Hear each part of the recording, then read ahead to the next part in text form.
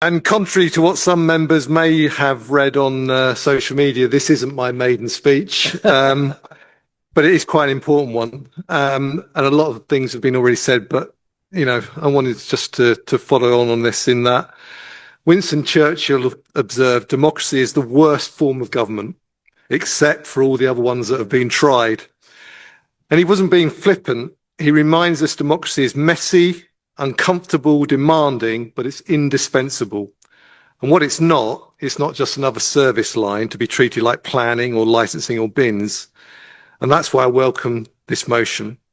Democracy is foundational. Everything else rests on it. And what makes those foundations? Well, accountability. That's a key one.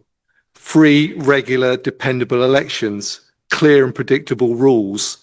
And I think one of the most important things, acceptance of the results by winners, but most importantly by losers. And that is because we know power is temporary and it's conditional. If you start to weaken one of those pillars, democracy doesn't collapse, but it does erode. And the great democrats of history were aware of this. They understood that democracies rarely fall by single dramatic acts, but through gradual, reasonable compromises. James Madison, the fourth president, warned power must always remain dependent on the people. Thomas Jefferson, his predecessor, authority belongs to the living, not to institutions preserving themselves beyond their mandate. And George Washington, that legitimate government rests on the people's right to alter it. And these aren't just American peculiarities, they're democratic truths, and they apply as much in a district council as in a parliament or a congress. And to show this principle stands above party or ideology, I turn to a man of a very different political tradition. Tony Benn. Tony Benn simplified power and democracy, I believe, into 5 very key questions. Questions that any holder of power in any system should ask themselves and be able to answer. What power have you got? Where did you get it from? In whose interest do you use it? To whom are you accountable? And how do we get rid of you? Those questions are not radical or partisan. They make democracy. And I lay them out tonight just to reiterate the responsibilities we share. Let me answer them calmly and honestly in the context of this debate. What power do we have? It is significant. We can tax, we can charge, we have authority over planning, licensing, amongst others. Who gave us this power? Well, as everybody's mentioned, it came in this room in 2022, not from process, not from incumbency. And when we were elected for 4 years.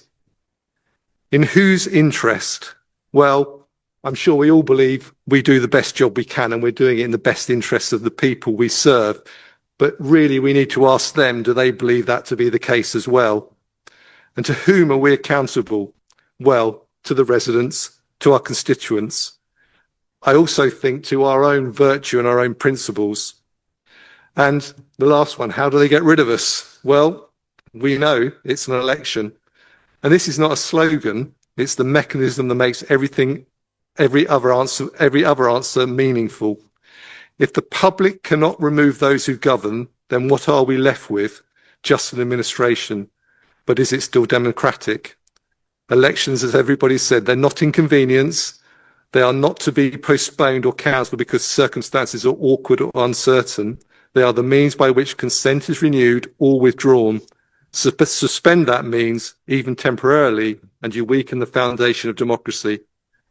That is why this debate matters. When politicians treat elections as optional, democracy becomes conditional. By supporting this motion tonight, we affirm that consent needs to be renewed by an election, a principle this council should be proud to uphold. Yeah.